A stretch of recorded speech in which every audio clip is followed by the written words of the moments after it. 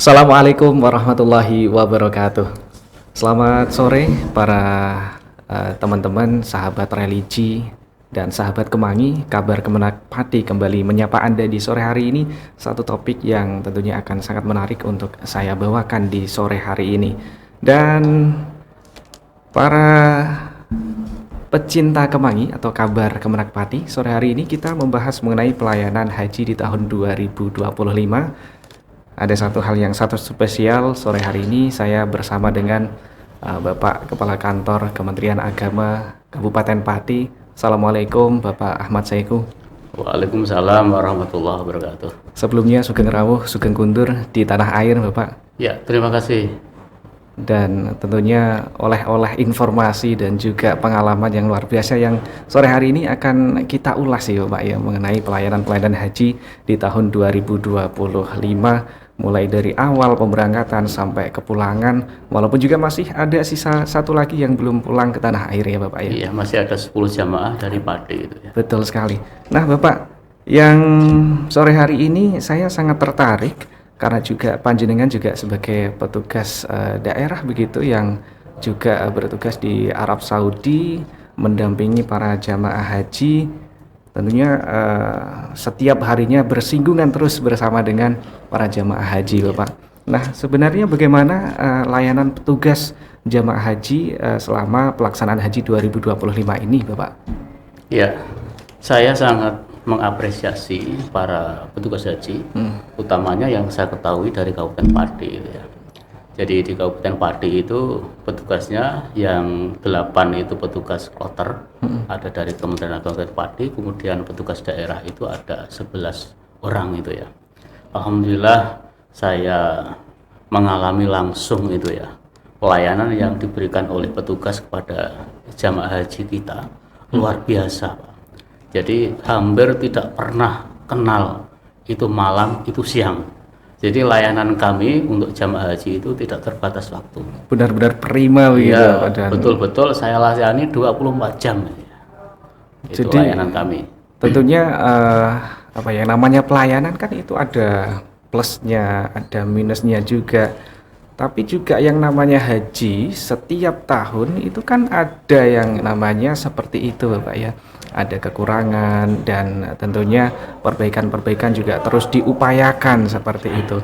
Nah sejauh pengalaman panjenengan begitu selama menjadi petugas yang juga selalu memantau para petugas yang lain dan juga para jamaah begitu Bapak, layanan yang paling pokok juga adalah mengenai konsumsi jamaah ini Bapak. Seperti apa Bapak?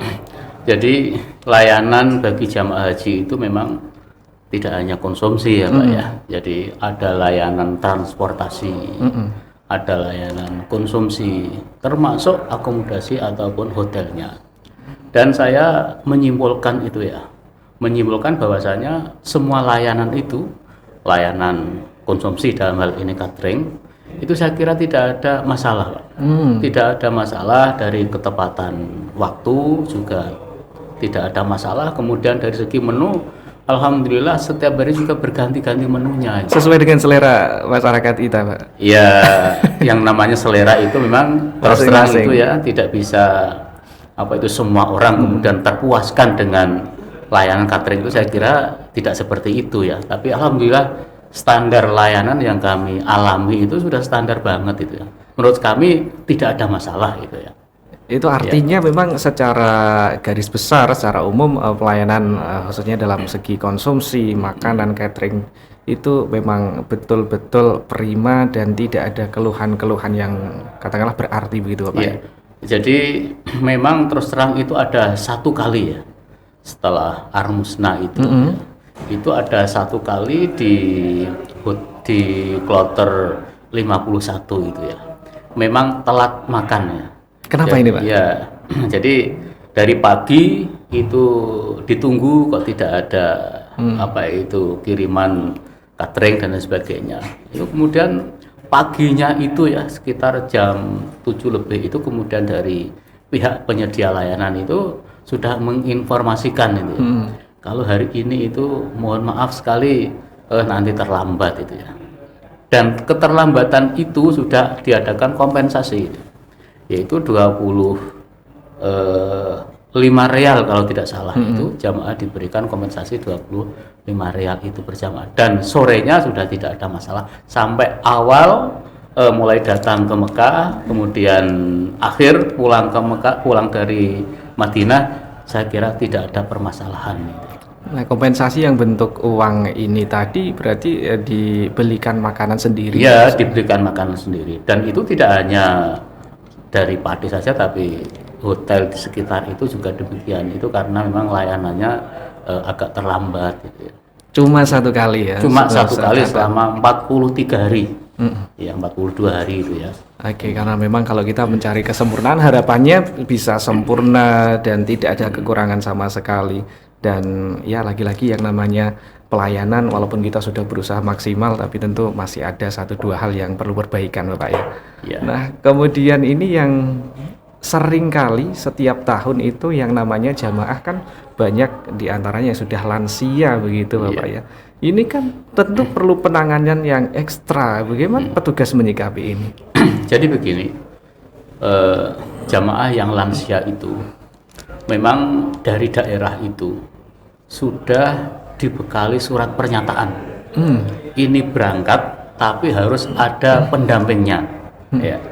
Jadi semua lansia itu sudah ada pendampingnya di Mekah Madinah sana, dan bahkan itu ya, mohon maaf, yang pakai kursi roda itu sudah bawa kursi roda dari rumah, dan sudah ada pernyataan nanti yang mendorong ketika melaksanakan rukun haji, wajib haji itu ada petugasnya sendiri. Jadi kami petugas kloter, petugas daerah itu ya tidak kerepotan untuk memanage, untuk mengelola itu. Dan alhamdulillah semuanya jamaah yang lansia maupun jamaah yang sehat, alhamdulillah untuk Kabupaten Pati semuanya berjalan dengan baik. Ini indikatornya adalah semua bisa melaksanakan rukun haji, bisa melaksanakan wajib haji dan juga sunnah-sunnah haji tanpa terkecuali satupun, tidak ada yang tertinggal. Kalau mengenai yang jamaah yang mungkin sakit atau seperti apa, apakah ada informasinya untuk kita, Bapak? Ya, jadi kemarin itu memang ada yang sakit ya. Ada yang beberapa jamaah itu ada di rumah sakit ya. Jadi kalau memang jamaah itu sakit kemudian diperiksa oleh dokter ya. Dokter, kemudian kalau dokter itu masih harus ada tindak lanjut, artinya mungkin peralatannya dan sebagainya kurang lengkap ya. Akhirnya kami kirim ke rumah sakit. Ya, ada beberapa, tapi alhamdulillah semuanya sudah kembali ke tanah air kecuali satu ya. Kecuali satu ada jamaah kloter 54 berasal dari Margoyoso Pati yang saat ini masih tertinggal di rumah sakit Mekah ya, karena keluhan HB-nya naiknya sulit itu ya. Tapi kita doakan semuanya, kita doakan mudah-mudahan nanti cepat pulang, cepat sehat. Untuk keluarga di tanah air ini dari Bapak yang masih tertinggal di Arab Saudi ini seperti apa, Pak? Ya, jadi saya kira tidak ada masalah, karena itu terus terang beliau itu berangkat haji dengan istrinya ya. Dan saat ini istrinya itu sudah kondur ya, sudah sampai tinggal sendirian dan untuk memberikan satu informasi, kemudian tanya kemajuan kesehatannya, saya kira tidak ada masalah lah. Di sana pun akan dilayani, akan dirawat sebagaimana mestinya. Oke, nah tadi kan juga disinggung bahwasannya masih ada satu kloter yang belum pulang atau kloter sapu jagat ya, Bapak ya. Nah itu berarti masih ada petugas daerah kita yang ada di sana? Oh ya enggak, ini kebetulan tidak ada. Hanya 10 jamaah itu ya, hanya 10 jamaah dari Pati. Kebetulan itu tidak ada petugasnya dari Pati, dan itu tidak perlu dirisaukan. Nah ya, ini karena mungkin mengiranya nggak ada petugas jadi risau. Jadi memang nggak perlu risau. Ya nggak perlu risau. Saya ambil contoh saja, kloter saya itu kloter 54. Iya. Itu jamaahnya ada dari Pati, ada dari Kudus, ada dari Jepara, ada dari Purbalingga, ada dari Demak, ada dari Tegal, ada dari Sragen. Ada 8-9 kabupaten. Kami tidak pernah membeda-bedakan ini dari daerah mana, tidak pernah. Tapi karena itu jamaah kami layani, tidak ada perbedaan antara satu dan lainnya. Maka dari itu saya juga menghimbau kepada keluarga yang dari Pati 10 orang itu tidak perlu cemas keluarganya, dimanapun akan dilayani sebagaimana mestinya jamaah haji, tidak perlu dirisaukan gitu ya. Nah, ini juga yang bagi saya sih menarik Bapak mengenai jamaah haji, kan ada yang usianya sudah sepuh, kemudian ada yang juga masih muda. Nah, ini dari solidaritas dan juga jiwa-jiwa sosialnya seperti apa, Pak? Iya, jadi luar biasa ini. Ini sekaligus termasuk kesan saya ya. Kesan saya sebagai petugas itu memang yang namanya unsur tolong menolong ya. Iya. Unsur saling membantu, unsur kebersamaan ini luar biasa dari jamaah kita. Ya, jadi kalau ada jamaah yang tadi disebutkan lansia, itu tidak petugas maupun jamaah itu betul-betul yang antri kepengen mendampingi, kepengen menolong itu luar biasa. Antri kami itu kepengen melayani jamaah haji yang sakit ataupun yang lansia itu. Itulah memang niat orang haji itu adalah betul-betul niat satu membantu yang lainnya, itu luar biasa. Dan itu juga sudah dimanasikkan jauh-jauh hari oleh Kemenak juga untuk itu ya, membangun solidaritas ya Bapak. Iya. Jadi ketika manasik se-Kabupaten Pati itu termasuk membantu sesamanya itu memang sudah kami pesankan dari awal ketika manasik di kabupaten itu. Oke. Kemudian ini Bapak yang juga menjadi perbincangan itu kan awal-awal ada isu syarikah Bapak ya. Nah, ini seperti apa sih sebenarnya Bapak? Ya, isu syarikah itu memang kami sebagai petugas itu harus menyesuaikan gitu ya. Menyesuaikan ya Pak? Iya, harus menyesuaikan. Saya ambil contoh di Kloter 54 itu, kami itu terpisah menjadi 11 tempat. Padahal itu sebelumnya nggak tahu ya? Nggak tahu. Ada 11 tempat ya. Tapi lagi-lagi seorang petugas itu memang harus pandai untuk beradaptasi dan termasuk harus punya strategi perang gitu ya. Kapan tentara ini harus menyerang, kapan harus mundur, itu dipraktekkan ketika menjadi petugas haji itu ya. Jadi walaupun kami terpisah 11 tempat itu saya kira tidak ada masalah. Tidak ada masalah. Tapi awal-awal sempat ada masalah nggak Pak? Iya. Antar jamaah gitu. Jadi begini masalahnya itu. Kalau petugasnya itu memang kurang inovatif, ini mungkin jadi masalah. Tapi seperti yang ada di Kloter 54 itu, antara PHD, petugas kloter, komunikasinya intens, kerjasama dengan baik, maka ini kami bagi Pak. Ya, kami bagi. Ini petugas yang satu ini di hotel ini, petugas yang kedua di hotel ini dan lain sebagainya itu ya. Kemudian tahap kedua, kalau itu sudah kondusif, maka saya ambil contoh, ada petugas yang dari Kloter 54 itu di hotel lain itu hanya 2 orang ya. 2 orang pasangan suami istri. Hanya 2 orang. Itu kan tidak mungkin harus kami dampingi setiap hari ya. Maka itu kami titipkan di kloter yang terbanyak di situ ya. Kami titipkan ketua kloternya, kami titipkan kepada tenaga kesehatannya. Kalau sakit ya yang memeriksa ya dokter yang ada di hotel situ, tidak di hotel kami yang jamaahnya lebih banyak itu. Jadi kami hanya menyambangi itu mungkin 1 minggu sekali dan lain sebagainya. Itu. Oke, dan itu tercover semuanya. Iya, jadi tidak ada masalah bagi kami. Oke, kesigapan dan juga inovasi itu tadi adalah kunci dari petugas, betul. Saya jadi tertarik untuk jadi petugas loh. Iya. Kapan-kapan jadi petugas ya. Doanya kami doakan semuanya jadi petugas itu ya. Amin. Satu kehormatan betul kita bisa melayani tamu-tamu Allah itu. Iya, kehormatan yang luar biasa itu ya. Tamu Allah kita ikut bisa melayani tamu-tamunya itu. Itu satu kehormatan bagi kami. Oke. Dan mengenai pelayanan haji 2025 ini, beberapa waktu lalu waktu kedatangan Kloter 53, saya juga sempat berbincang gitu dengan beberapa jamaah yang mengatakan puas dengan pelayanannya, khususnya dari Kemenak dan juga para petugas yang lain.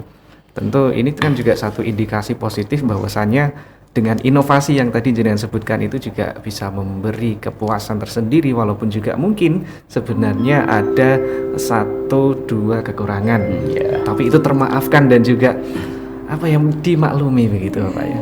Iya, jadi saya kira yang namanya haji itu indah dan penuh keberkahan, Pak. Betul. Tapi di balik itu memang ada sesuatu yang harus kita perjuangkan, Pak. Iya, apa ini? Iya. Ya, di antara bagaimana kita ketika di Armusna itu ya, di Arafah, kita harus berkumpul banyak jamaah. Kita maklumi itu, kita anggap sebagai perjuangan. Kita diangkut ke Musdalifah, mungkin telat dan sebagainya. Kita maklumi itu adalah semangat kita, perjuangan kita untuk meraih haji mabrur. Dan bahkan itu ya kemarin itu ada yang jalan kaki. Iya, ini infonya kan ada yang jalan kaki karena telat bisnya dan lain sebagainya, Bapak. Ini bagaimana ini? Jadi kalau kami menganalisa ya, haji tahun ini itu kan juga luar biasa, sekitar 3 jutaanan ya Pak ya. Banyak sekali. Iya, 3 jutanya. Kalau kumpul jadi satu di Musdalifah itu, saya kira panjenengan bisa betapa kreditnya itu ya. Betul. Betapa kreditnya itu. Lah kemarin itu memang ada sebagian jamaah kami itu, ya terus terang itu tidak banyak lah. Kurang berjalan kaki. Dan itu mohon maaf tidak tanggal 10 itu. Ya. Tapi itu malam tanggal 10 lah, jadi jam 3 sudah tidak begitu sabar nunggu gitu ya, karena memang bisnya sulit untuk bergerak, maka dia jalan kaki. Mohon maaf, dari jam 3 pagi? Ya, jam 3 pagi. Lah itu mestinya jam 4, jam 5, bahkan pagi hari itu masih ada bis itu yang mau mengangkut itu, karena ya mungkin berpakaian ihram itu ya. Jadi suasananya kurang begitu bebas dan sebagainya. Akhirnya jalan kaki, ya jalan kaki. Dan alhamdulillah bagi teman-teman yang jalan kaki itu, ketika saya tanya gimana, ternyata juga mereka juga justru ini perjuangan saya, Pak. Iya, saya ikhlas semuanya, Pak. Itulah enaknya melayani haji, Mas. Kabarnya juga kan sambil manggul ransel juga ya Pak? Apa itu sambil pakai ransel gitu ya? Pakai ransel itu. Jadi kemarin itu memang adalah dari Musdalifah ke Mina itu sekitar 8 kilo jalan. Kemudian dari Mina langsung balik lagi. Iya, dari Mina ke Jamarat melempar tanggal 10 itu sekitar 4 kilo. Berarti 12 kilo kan? Iya, betul. Terus itu dari Jamarat langsung ke hotel gitu ya, sekitar 2 kilo. Jadi sekitar 14 kilo lah jalan kaki. Ini berarti bis yang dari awal ini memang sebenarnya masih ada begitu Bapak? Masih ada, mestinya masih ada. Kami juga minta salah satu petugas kami, jenengan di sini nunggu sampai akhir. Sampai jam 9 pagi juga diangkut bis itu. 9 pagi itu. Nah, itu tadi kan disebutkan ya Bapak ya, dari mana tadi? Saat Armusna begitu ada yang jalan kaki. Nah, itu memang suasananya seperti apa sih Bapak? Ya, suasananya memang crowded ya. Memang crowded sekali. Karena justru dengan adanya yang banyak yang jalan kaki itu, bis itu kan sulit untuk semakin crowded lagi. Ya, semakin sulit untuk bergerak. Tapi artinya jalan kaki pun bisa tercapai. Gitu. Ya, dan saya pantau memang yang jalan kaki memang sudah diperkirakan kesehatannya. Oke, siap. Saya jalan kaki ini kuat atau tidak? Apakah ada yang lansia juga Bapak yang ikut jalan kaki? Jadi yang lansia tidak ikut jalan kaki. Enggak, itu kan karena ikutnya murur itu ya. Murur. Ikutnya murur. Jadi murur itu kan dari Arafah langsung ke Musdalifah itu hanya melintas itu ya. Langsung ke Mina. Jadi tidak ada yang murur. Jadi menurut saya jalan kaki tidak ada masalah. Wong ketika sampai di hotel itu juga mereka juga sehat, nggak ada masalah itu. Itu. Oke, dan itu menjadi momen-momen indah ya Iya. katakanlah. Kalau saya memandangnya justru ini menjadi satu keindahan, bentuk keikhlasan dan kesabaran Betul, betul, dari ya. wujud keimanan kita kepada Allah Subhanahu wa taala, Bapak. Iya, termasuk saya sendiri, Pak.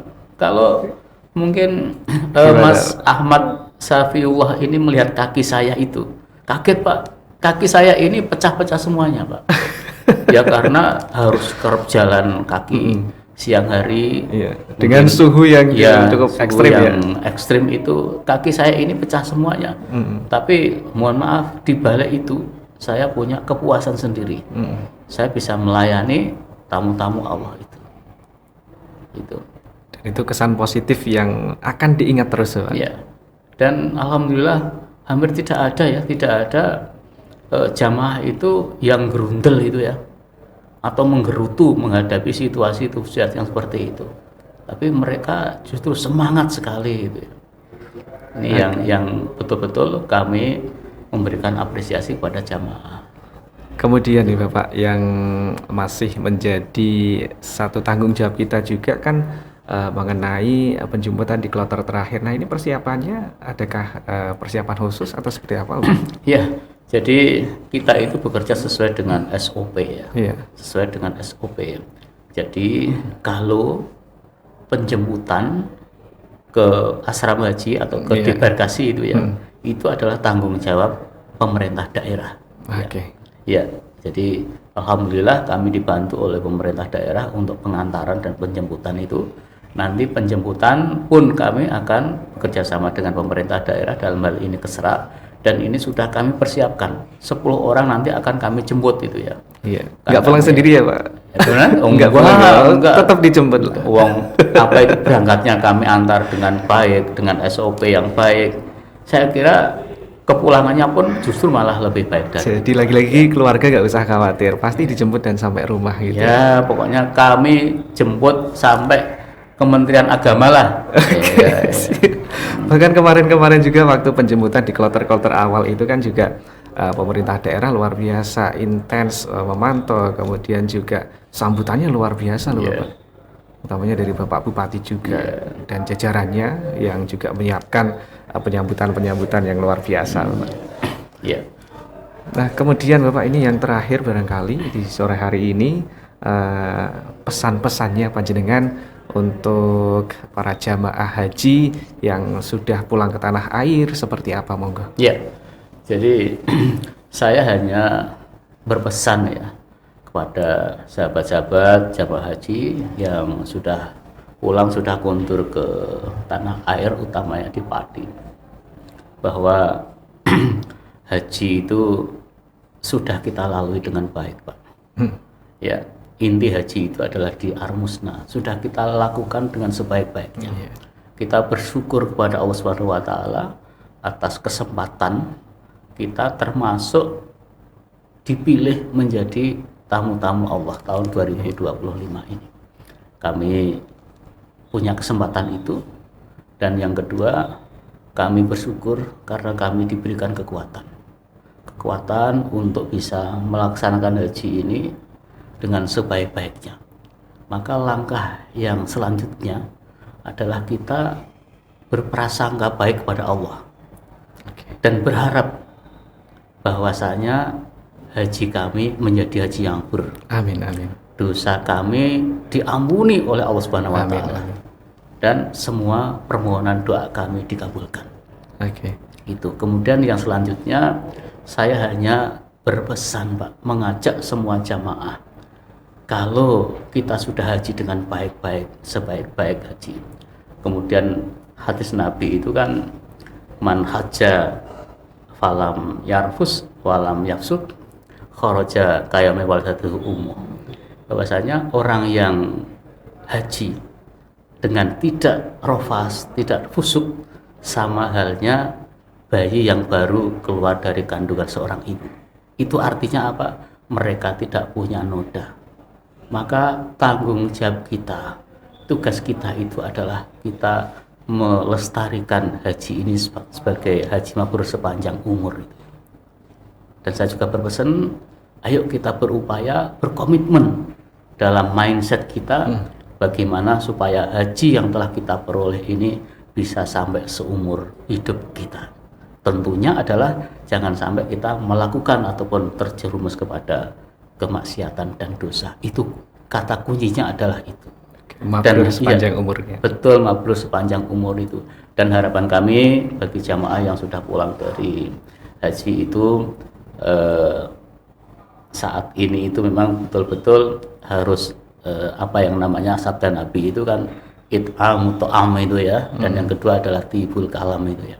Jadi yang pertama adalah memberi makan, itu artinya kita bersedekahlah yang baiklah, dan yang terakhir adalah tibul kalam, itu bagaimana kita bertutur sapa yang baik. Termasuk tantangan kita itu adalah bermedsos pada hari ini. Betul sekali ini Bapak. Berseliweran informasi-informasi yang kadang kita tidak tahu kebenarannya, tapi asal share. Nah, ini penyakit Bapak. Itu penyakit Pak. Yang namanya maksiat dosa itu akan merusak mabrur kita Pak. Mudah-mudahan Allah Subhanahu wa taala memaburkan haji kita, dan mudah-mudahan Allah Subhanahu wa taala bisa memberikan petunjuk, bisa memberikan perlindungan kepada kita. Amin. Untuk bisa melestarikan haji mabrur kita sepanjang umur.